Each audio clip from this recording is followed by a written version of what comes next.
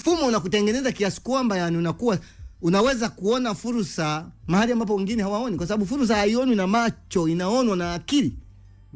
Akili nayo na fursa inatengenezwa na mfumo.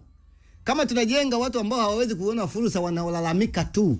Wamejengwa katika habari ya kuomba, anapita kiongozi wamuombe. Anafanya hivi, tunatengeneza omba, tunatengeneza watu ambao wanaridhika kwenye kuomba, ambao sio sifa. Tengeneza mtu anayezalisha, ambaye ni productive, anayeona fursa mahali ambapo wengine hawaoni. Anaweza kuanzisha jambo, yani anayeona yasioonekana afanye yasiowezekana. Anaweza kuanzisha jambo. Unajua Mungu ametupa uwezo wa kuona katika yasioonekana. Kuona katika abstract. Yani mtu anaona ambapo wengine hawaoni, ili awaletee wengi duniani wanufaike. Kwa sababu sio kila mtu anaweza kuona hayo. Lakini wanaoona wachache walete kwa manufaa ya wengi.